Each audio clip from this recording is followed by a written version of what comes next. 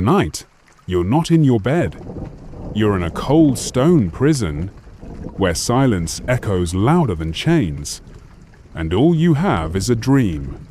A dream once laughed at, once sold for silver, but tonight it still breathes, and so does hope. This is the story of Joseph, the dreamer forgotten by men, but never by God.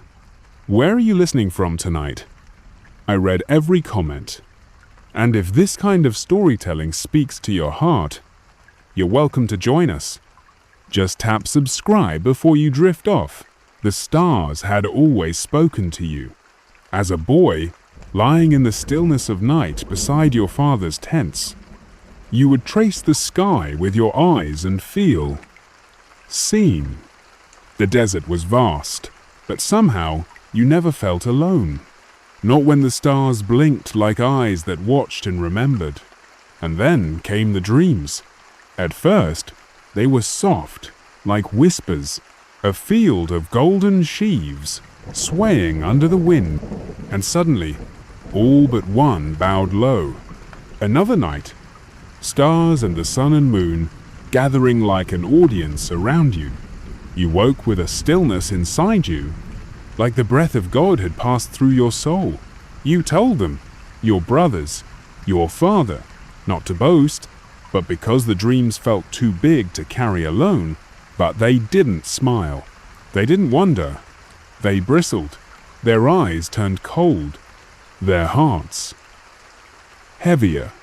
You didn't understand then. You were only 17. Your coat still smelled of new dye, and your father's embrace, that special garment, woven in love and layered with meaning. It fluttered when you walked, and that, too, they hated. It was a simple errand, a walk into the fields to check on your brothers. You brought bread. Your steps were light. The sun warmed your shoulders, but their eyes had already decided your fate. You saw it too late. The quick glances, the lowered voices, the way one brother held the rope too tightly. Then, pain, a shove, your body hitting the earth, dust filling your mouth. They stripped the coat first, tore the dream from your shoulders, or so they thought, and then the fall. The well was dry, but the silence was full. You lay curled in the darkness, stone pressing against your skin, listening to the voices above you argue your life away. One said death, one said mercy, one said silver, and silver won. They pulled you from the pit, not to return you home, but to hand you to strangers, merchants with no names, leading camels with tired eyes. You were sold like grain, counted and weighed, and still you did not cry out. Your tears stayed behind, buried in the well. Egypt rose before you like a dream turned inside out, a place of color and noise and foreign tongues. And you became a servant. Potiphar's house was filled with marble and mirrors, but you walked it humbly, swept its corners, poured its wine, tended its books, and everything you touched prospered, because your dreams hadn't died. They had simply taken root in silence. But not everyone admired your hands, or your stillness, or your eyes that did not look away. She watched you, Potiphar's wife, with hunger, with entitlement, and when you refused day after day, she crafted a lie sharp enough to cut through trust. And once again, you were stripped of freedom, dragged from light into shadow, chained by injustice. The prison was cold, the walls sweated, the food was bitter, but inside, the dreams still stirred. You learned to listen again, to silence, to breath, to the quiet groans of men who slept beside you. Two came to you, afraid, a baker, a cupbearer.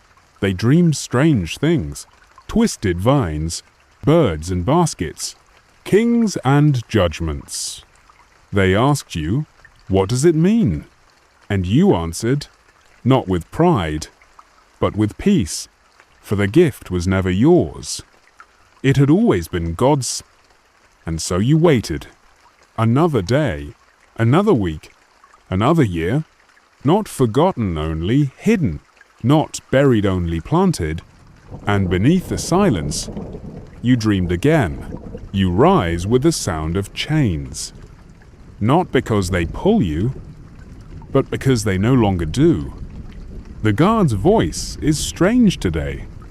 He calls your name with hesitation, as if unsure whether you're still real or already a ghost. You wipe the sleep from your eyes. The same walls greet you, the same dim torch, the same smell of damp stone and iron, but something is different.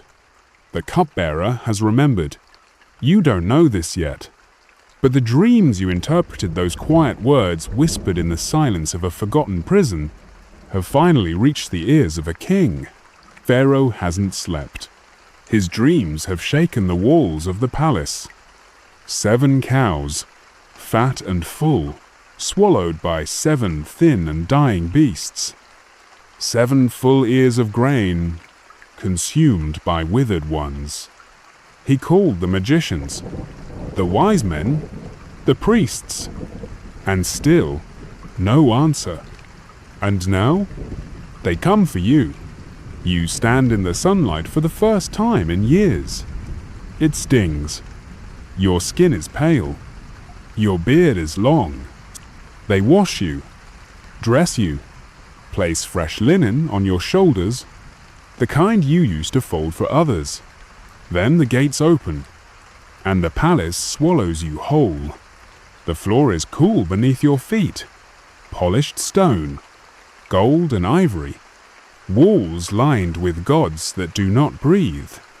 And yet Pharaoh watches you, not with threat, but with wonder. He speaks, his voice like thunder wrapped in silk. I've heard you can interpret dreams. And you, standing in a hall made for kings, answer as only the truly free can. I cannot, but God can. The room stills. Even the guards stop breathing. No one says the name of a foreign god here. No one dares. But Pharaoh does not strike you down. Instead, he leans closer. And you listen to every word, to every image, to every cry buried in the silence of symbols. And when he finishes, you do not flinch. The dreams are one. A warning. A map. 7 years of plenty. 7 years of hunger. The future rolled out like parchment across the land. And suddenly, Pharaoh sees more than a prisoner. He sees wisdom. He sees peace. He sees a man who walked through betrayal, through slavery, through prison, and still dreamed. And he takes off his ring, his seal, the mark of power, and places it on your finger. He clothes you in royal robes, places gold around your neck, and calls you governor of Egypt. The boy who once lay in a dry well now holds the fate of nations in his breath. And still, you do not boast. You do not rise in pride, because you remember the dust, the darkness, the silence, and you know this dream was never yours alone. The Nile sang a new song. Fields blossomed with grace. Wheat stood tall like armies of gold. The skies opened without fury. Rain fell when it was needed. Never more, never less. And Egypt flourished. You watched it all, not from a distance, but from the seat of power. The chariot rolled beneath your feet. Servants bowed. Children pointed and whispered your name, Zaphenath, Paniartha, revealer of hidden things. But beneath the robe, you still carried the silence of the well, the ache of dreams too long delayed. The memory of faces that sold you for silver and never looked back. Pharaoh trusted you. He gave you command over granaries, cities, fields, and you moved with quiet precision. You built storehouses like temples. You counted grain like treasure. And as each season passed, you told the people, "Save, for what is coming will not spare the proud." And still, the skies smiled. 7 years of abundance. 7 years of laughter in the markets, of full baskets and oil that never ran dry. And then, the wind changed. The rains stopped. The earth cracked beneath the plough. The rivers grew thin like old men's hands. And the grain ceased to grow. What you had spoken, what Pharaoh dreamed, now stood in flesh before the nation. But Egypt was ready, because a dream once scorned had become the shield of the people. And so they came, from every land, with coins, with cloth, with prayers in their eyes. They stood in lines, sunburned and desperate, seeking bread from the man who once had none. You gave freely, not with pride, but with purpose, because you remembered. You remembered hunger. You remembered chains. And you remembered that every sack of grain handed to a stranger was not just food, but fulfillment of something divine. And then, one morning, you looked across the courtyard of Pharaoh's storehouse, and your breath caught in your chest. You knew those faces. Older now, weathered by time and consequence. But still, your brothers, the ones who cast you down, the ones who laughed as the rope was lowered into the well. They didn't recognize you. Why would they? The boy in the pit was gone. In his place stood a man wrapped in linen and authority. But beneath the layers, your heart beat just the same. You watched them speak in their old tongue. You heard fear in their voices, heard guilt still dripping from their words like old wine. And something inside you broke and healed at once. They had come for grain, but heaven had prepared a different feast. They bowed, just as the dream had shown you so long ago. But this wasn't triumph. It didn't taste like victory. It tasted like memory, sharp, cold, unfinished. They stood before you foreigners in a land they did not understand, and you, their brother, were now their judge. But they didn't know. Their eyes scanned your face, searching for favor, for mercy, for food. Not once did they recognize the boy they betrayed. You spoke through an interpreter. Your voice, now shaped by years of Egyptian cadence, hid your pain like a veil. You accused them of being spies. They gasped. They pleaded. They told stories of their father, still alive, of a younger brother left behind. And your heart clenched. Benjamin, the only one who had not raised his hand against you, the only one who hadn't thrown dust into your eyes, you kept your face still, but inside, your soul trembled. You chose one Simeon and had him bound in front of them. His cries echoed like old ghosts. You told the others, "Go home, bring the youngest, prove your words." Then, and only then, would they see their brother again. They left with grain, and with silver secretly returned to their bags, not as a trap, but as a test. What would they do when faced with a second chance? Weeks passed. The storehouse was quiet. Your duties filled the hours, but your mind was fixed on the past. You dreamed again, this time not of stars, but of faces, tears, tables unbroken. And then they returned, all of them, and with them, Benjamin, your breath caught in your chest. He was no longer a boy, but his eyes held the same light, the same quietness you once knew. You invited them to dine, a banquet. They sat in order of birth and marveled at the coincidence. You served Benjamin 5 times more than the others. He laughed, not knowing why, and your eyes filled with tears. But still, you held back your name because you needed to know, had they changed, or would they abandon Benjamin too? If pressed, so you placed your silver cup in his bag. A test. A mirror. You sent them on their way, then called the guards. Stop them. Search them. Accuse the youngest. When they returned in panic, you watched in silence. You said, "The one with the cup will remain my slave. The rest may go."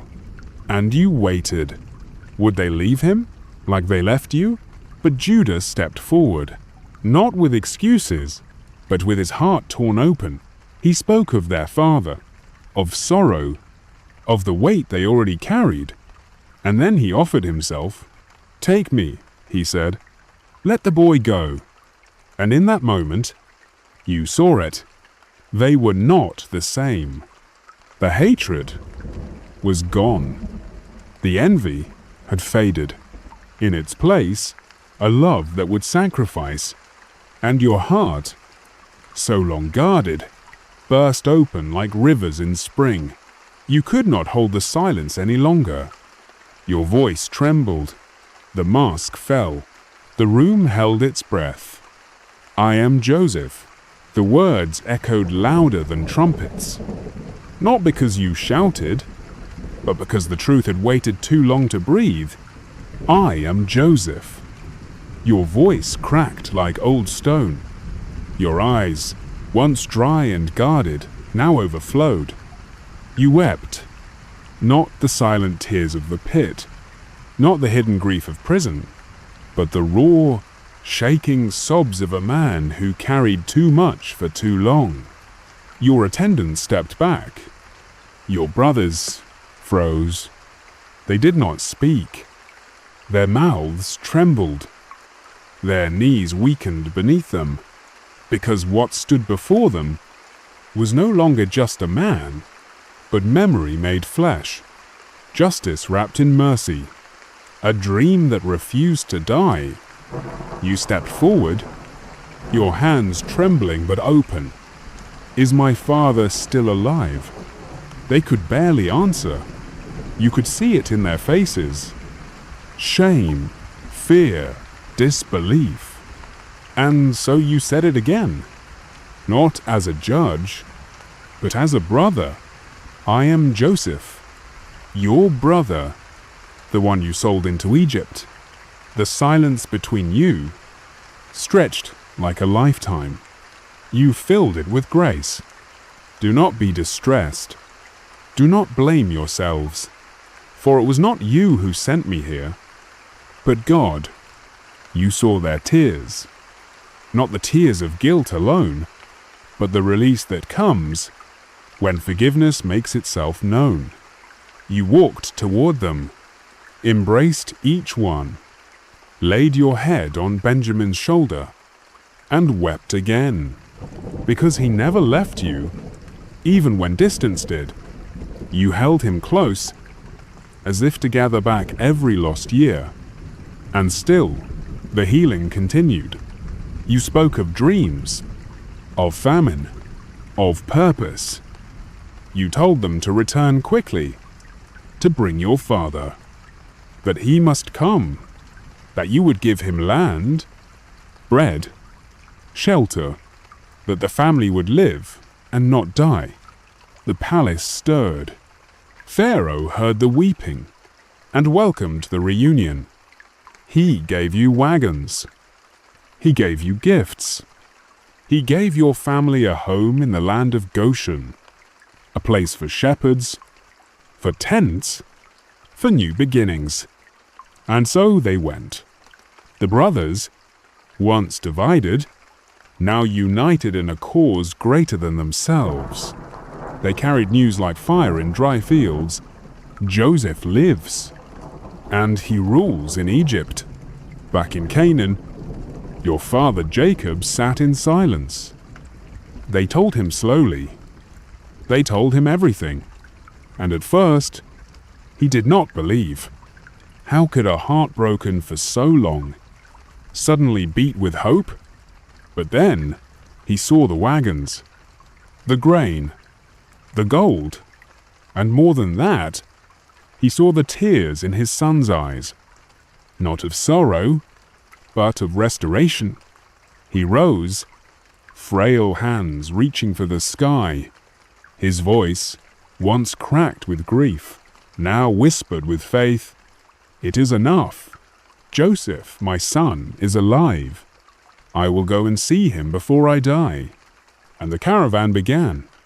Old feet on dusty roads, hearts pulled by memory and love. You waited in the distance, each hour slower than the last, each breath filled with longing. And then you saw him, bent with age, eyes still bright, lips trembling with disbelief. You ran, not as a ruler, not as a figure of power, but as a son.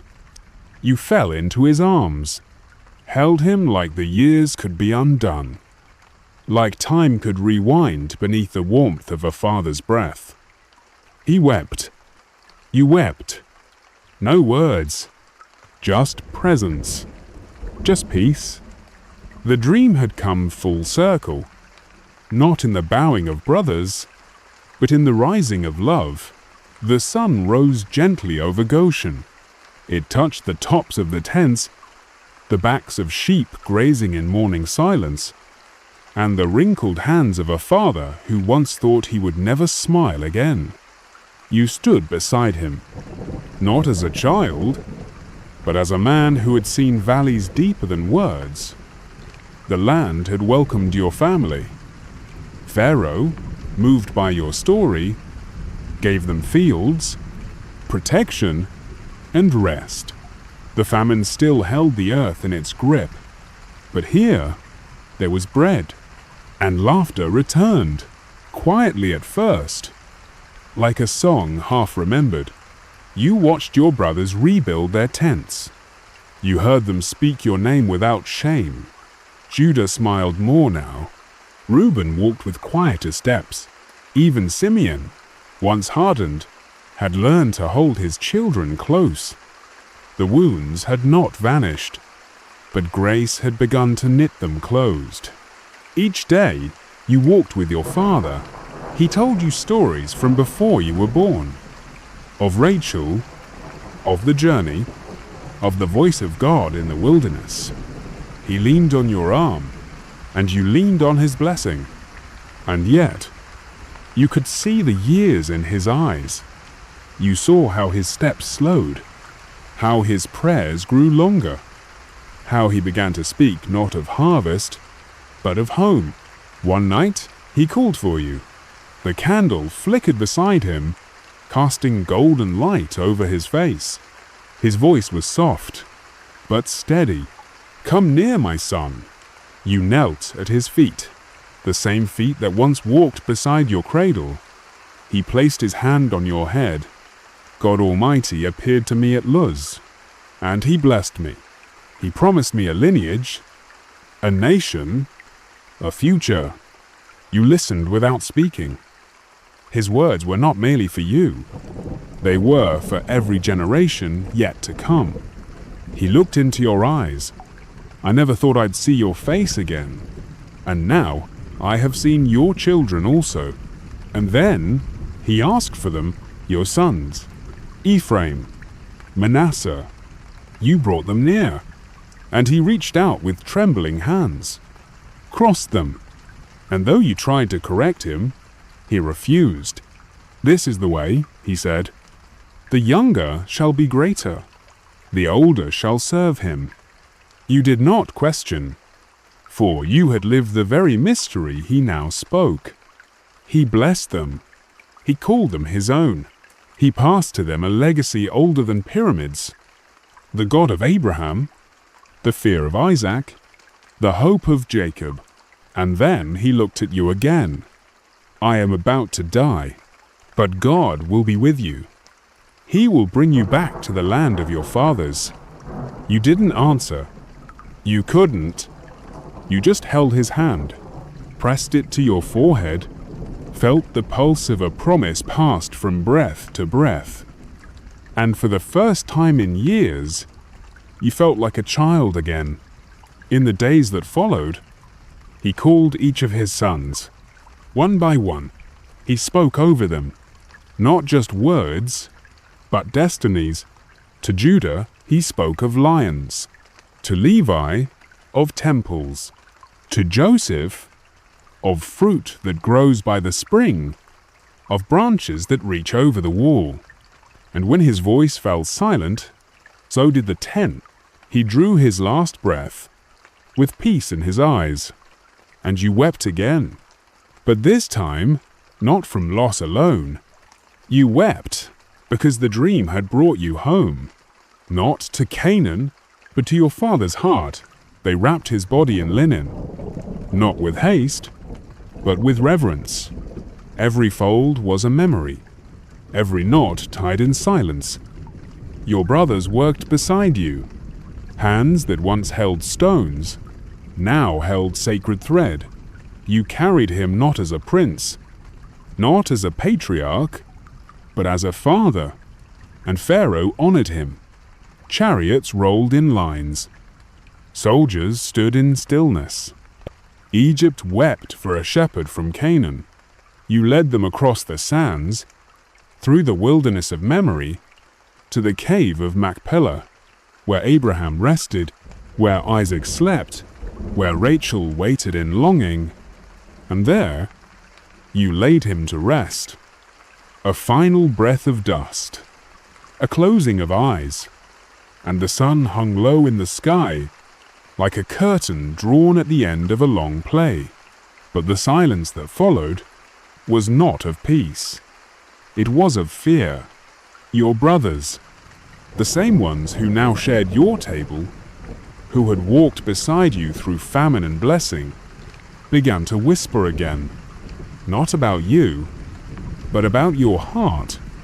What if he still remembers? What if he was only kind because our father was alive? What if now he takes revenge? They came to you trembling, like children before a storm. They bowed again, and this time their voices cracked with old guilt. Before our father died, he told us to say this to you. Please forgive your brothers for the wrongs they committed against you. You looked at them, older now, wiser perhaps, but still carrying the weight of years. And your heart ached, not with anger, but with sorrow, because they still didn't understand. You wept, not because of what they had done, but because they hadn't yet believed in the fullness of your forgiveness. And so you stood, and your voice, calm as the Nile at dawn, spoke what heaven had already declared. Don't be afraid. Am I in the place of God? You intended to harm me, but God intended it for good, to accomplish what is now being done, the saving of many lives. Their eyes filled with tears, not of fear this time, but of freedom. You embraced them, again, as you had done before, because forgiveness is not a moment. It is a rhythm, a breath that must be drawn again and again. And so the years passed. You lived in peace. In the land that once held you in chains, you raised your sons. You watched your brothers' children grow like olive shoots. You told stories at night, of tents and wells, of coats and dreams.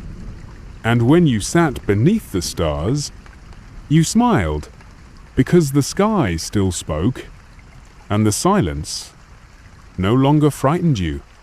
But time faithful in its passing, came to you too.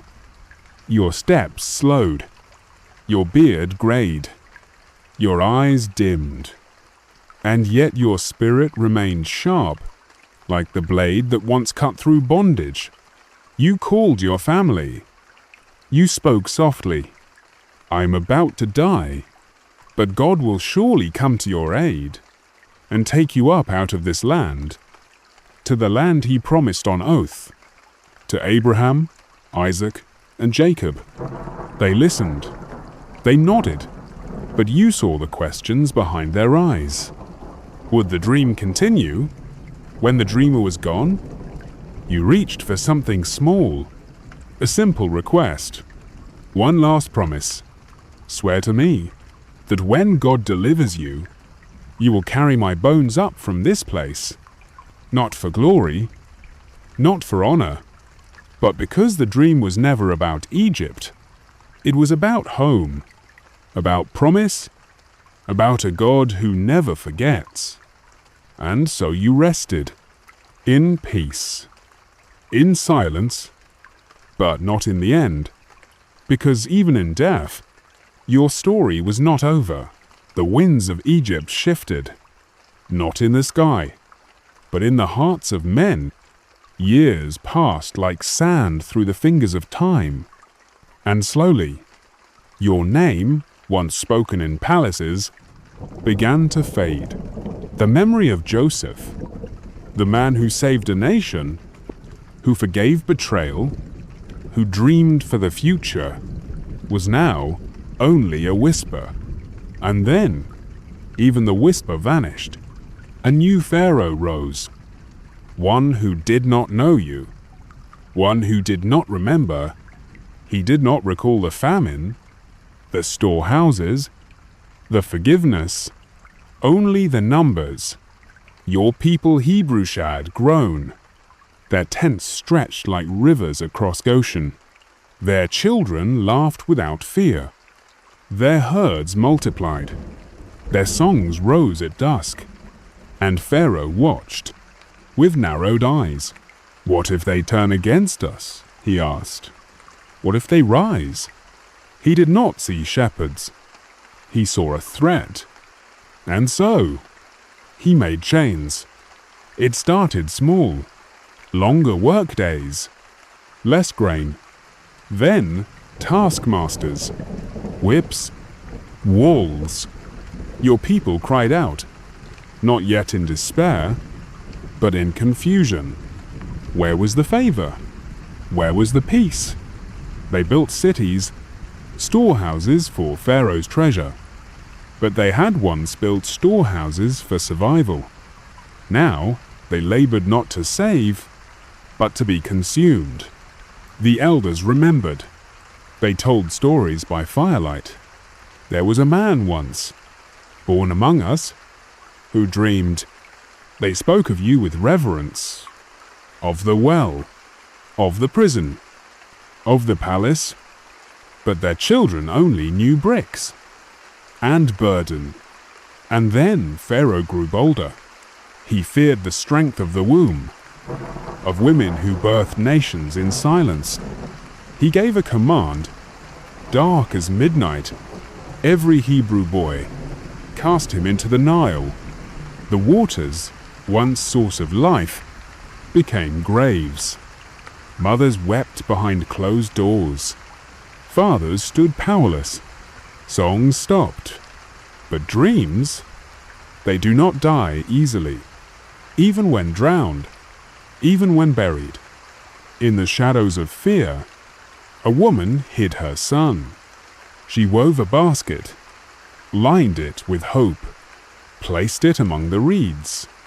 And the river did not devour him, because the God who gave you dreams, who lifted you from wells and prisons, was still watching. He did not sleep. He did not forget. And while Pharaoh crowned himself with gold, a child floated in silence, carried by providence toward a destiny Pharaoh could not stop. Your bones still rested in Egypt, but your story, your dream, was breathing in another. Because what God begins, He finishes, and even when the world forgets your name, He remembers. The river had swallowed many, but not him. The child tiny, wrapped in linen, eyes barely open, floated past reeds, past soldiers, past sorrow. He was drawn from the water by the daughter of Pharaoh, a princess who should have obeyed the decree, but instead held him close. She named him Moses, because I drew him out. She did not know that heaven had already written his name in fire. He grew beneath pillars of stone, ran in marble halls, learned the language of rulers, the customs of priests. But his eyes, they were Hebrew, and his blood remembered. The servants whispered, the elders watched, and the slaves, they hoped. Maybe he was the one. But Moses didn't know who he was. Not yet, until the day came when he walked among his people. He saw the bruises, the lashes, the faces bent low, and his heart thundered. He saw an Egyptian strike a man, not with warning, but with hatred, and something broke in him. He stepped forward, he struck, he buried the body in sand. Justice? Revenge? Confusion? He wasn't sure, but the sand does not keep secrets. The next day, his own people looked at him differently. Who made you ruler over us? They asked. Will you kill us too? And suddenly, he was no longer a prince. He was a fugitive. He ran into the desert, into silence, into obscurity. He found a well, like you once did, and there, a woman, a family, a quiet life. He became a shepherd. He led sheep across dry ground, through canyons, beneath stars. Years passed, and the voice that once cried in marble halls became a whisper in the wind. He forgot how to speak with power, but heaven had not forgotten him, because God does not bury purpose. He plants it. And one day, as the sheep wandered, Moses saw it, a bush, on fire, but not consumed. He turned, stepped closer, and the voice came. Moses, he froze. Take off your sandals. You are standing on holy ground. And then, the call. I have heard the cry of my people. I have seen their suffering. I am sending you. Moses trembled. Who am I? To go before Pharaoh? And heaven answered, with the same voice that watched over dreams in prison, I will be with you. He argued. He feared. He felt the weight of his weakness. But the fire did not dim. The voice did not leave. And finally, Moses said yes, not because he was ready, but because the calling was real. He would return to the land of chains, to the place of cries, but not to repeat history, to redeem it. And somewhere beneath Egyptian soil, your bones rested, wrapped in linen, waiting. Because you had asked them not to leave you behind, you knew that one day God would come, not just in dreams, but in fire, in power, in deliverance. And when he did, they would carry you with them, because you belonged to the promise. And promises never die. He returned, not as a prince, not as a fugitive, but as a voice. Moses walked with a shepherd's staff, but with the eyes of someone who had seen fire that would not go out. He didn't carry swords. He didn't bring armies. Just words. Words that were burned in a bush. Words that now burned inside him. He stood before Pharaoh, in the very palace where he once laughed as a child. And he spoke, Thus says the Lord, the God of Israel, let my people go. The room fell silent. Pharaoh did not flinch. He leaned forward, eyes like granite. "Who is the Lord, that I should obey his voice?" And just like that, the battle began. But it was not a battle of swords. It was a battle of will, of faith, of power unseen. Pharaoh hardened, again and again. He made the work harder. He took away straw. He blamed the slaves for their own suffering. And the people, they groaned. Even Moses cried out, "Lord, why have you brought trouble on this people? Why did you send me?" But the answer came, "Now you will see what I will do. With a mighty hand, I will bring them out." And so the signs began. The river turned to blood, red as memory. Frogs rose from the waters. Dust became gnats. Flies blackened the sky. Each plague, a voice louder than the last. Livestock died. Boils broke out. Hail fell like fists from heaven. Yet still, Pharaoh's heart remained stone. And through it all, the Hebrews watched. They remembered the stories of Joseph, of the pit, of the palace, of the promise. They didn't understand every sign, but they saw the God who once gave dreams now gave warnings. Then came the locusts. Then the darkness. Not just the absence of light, but a silence thick as grief. For 3 days, Egypt stood still, and still Pharaoh refused. Then, the final word, the night that would split history, the death of the firstborn. But the Hebrews, they were told to mark their doors. A lamb, blood on wood, a sign, not of power, but of protection. And that night, as cries rose through Egypt like a storm, a hush settled over Goshen. Because the blood spoke, and judgment passed over, Pharaoh rose in grief, his son gone. And at last, he spoke the words the people had dreamed for generations. "Go, leave my people, take your flocks, take your children, and bless me also." And so they left. By night, with sandals on their feet, with unleavened bread, with hearts pounding, they carried gold, they carried hope, and they carried bones. Your bones, wrapped carefully, with reverence, just as you had asked. Because you believed. You believed that silence is not absence, that waiting is not wasting, that dreams, when rooted in God, live longer than men.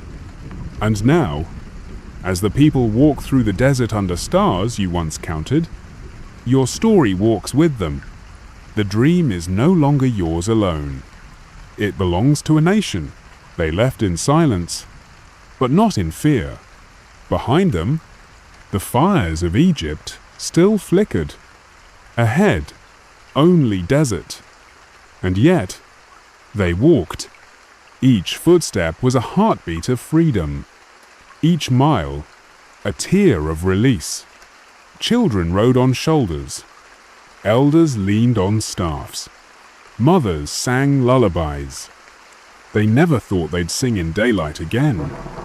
And somewhere, carried with care, wrapped in sacred cloth and memory, were your bones. Not because of tradition, but because of faith. They remembered the man who dreamed, the man who forgave, the man who waited in silence and never let go. And now, your bones marched with them, testimony in every stride that God keeps what he promises. But freedom is rarely easy, because Pharaoh changed his mind. He watched the empty streets of his city. He saw the fields unattended. He felt the weight of loss. And so he rose, with chariots, with swords, with fury. The desert trembled under iron wheels, and the people saw. They turned. Behind them death, before them water. The Red Sea spread wide and deep, its waves like walls, and fear returned. "We are trapped," they said. "Why did we come here to die?" Moses stood. He raised the staff, and his voice, calm but full, cut through the rising panic. "Do not be afraid. Stand firm, and you will see the deliverance the Lord will bring you today." Then came the wind, strong, steady, divine. It tore through the sea, not with violence, but with authority. Waters rose on both sides. The ground dried beneath their feet, and the people walked through, step after step, surrounded by the impossible. Children laughed again. Fathers wept. And at the very center of that miracle, your bones moved forward, because the dream was still alive. Behind them, the army charged. Pharaoh's heart had not softened. He wanted control, not justice. But the sea does not open for cruelty. It opened for covenant. And when the last Hebrew foot touched the far shore, Moses turned. He stretched his hand once more. The waters collapsed. Chariots vanished. Shouts were swallowed. The past washed away. And silence returned. But this silence was not fear, not waiting, not sorrow. It was awe. The people stood in wonder. They watched the waves settle. And then they sang a song of deliverance, a song of power, a song of a God who sees and saves. And as the song echoed into the wilderness, the presence of your legacy stood among them, not just in the bones, but in the faith, because you had walked this journey before they ever stepped into it. You had believed when there was no evidence. You had trusted when there was no rescue. You had dreamed when dreaming felt dangerous. And now they dreamed too, not of palaces, but of promises, of a land flowing with milk and honey, of a home. And so they walked, not just away from Egypt, but toward destiny. The desert awaited, and with it, fire by night, cloud by day, bread from heaven. But they did not walk empty. They walked with memory. They walked with God. They walked with you. The sea was behind them, but the journey had only begun. The desert stretched ahead, endless, dry, vast, a place where silence was no longer safety, but survival. Each sunrise scorched the earth. Each night whispered cold through the tents. And still, they walked. You were there. Not in breath, but in burden. Your bones rested in a wooden box, carried by careful hands, step after step across dust and stone. And though you no longer spoke, your silence taught them something no voice could. Faith survives famine. Faith survives betrayal. Faith survives time. The people grumbled. They thirsted. They remembered Egypt, its spices, its meat, even its chains, as if slavery had been comfort. But your story followed them. Every time they passed the ark, every time the wind lifted the covering of your burial box, they remembered. A boy cast down, who rose. A prisoner forgotten, who forgave. A dreamer mocked, who saved. They were no longer just descendants. They were becoming a people, A people shaped not by palaces, but by fire, by hunger, by dependence. God fed them with manna, bread that vanished with the sun. He gave them water from rocks. He sheltered them with a cloud, and taught them with thunder. On Sinai they heard him, not in whispers, but in shaking. The mountain burned, the sky cracked, and the voice they feared was the same voice that had once whispered dreams into you. He gave them law. He gave them covenant. And the bones, they waited. When the people built the tabernacle, they built it with gold from Egypt, plundered not by violence, but by justice. The priests learned to carry holiness. The camp learned to follow rhythm. And your box, your body, remained with them at the center, not in the most holy place, not beside the ark, but near enough to remind them, dreams endure. You had asked to be carried, not because of pride, but because you believed God would visit his people. That word, visit, was sacred. It meant he would come, not in theory, but in presence. And so, every step in the sand was sacred. 40 years would pass. An entire generation would fall. Even Moses, the mighty deliverer, would see the land from afar, but not enter.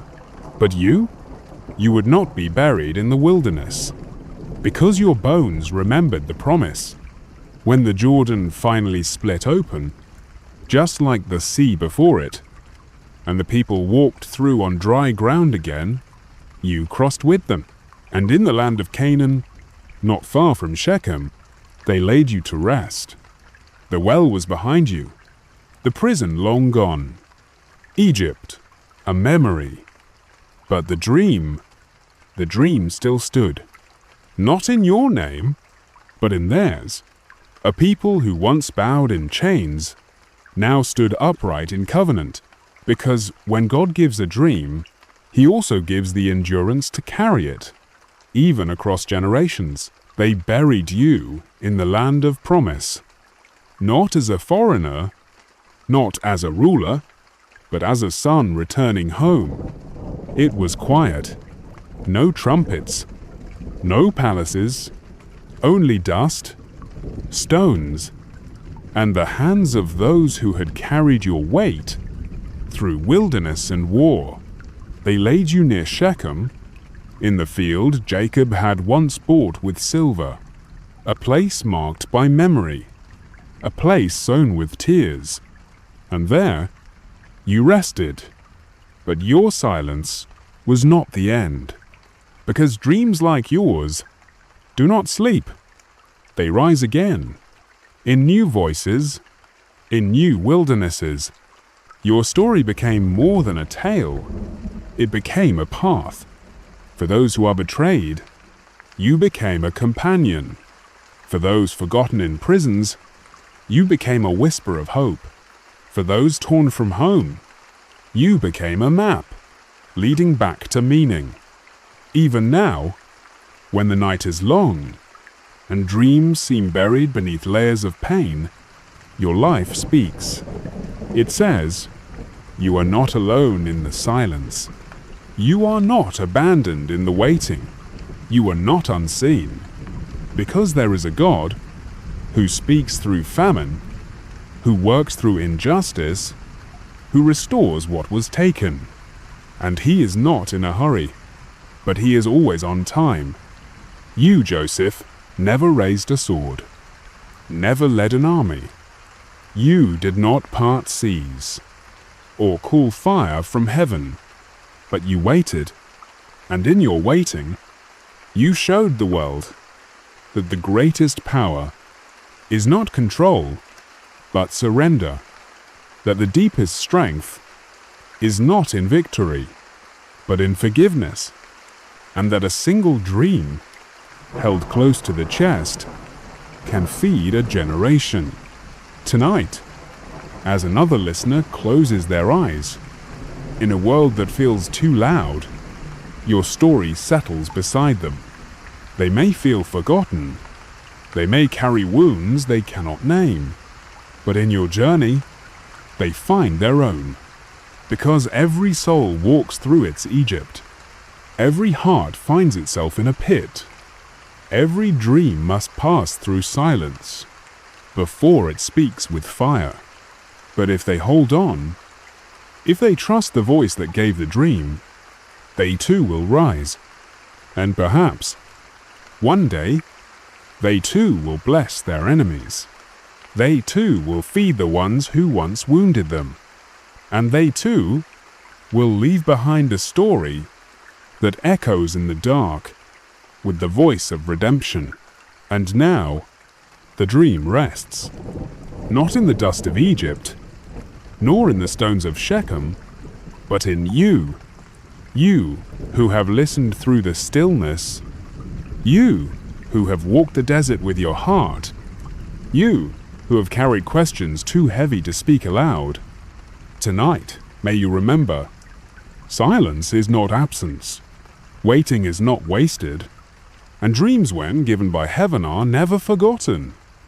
May you sleep with the peace of Joseph, whose hands once trembled, but whose soul never let go.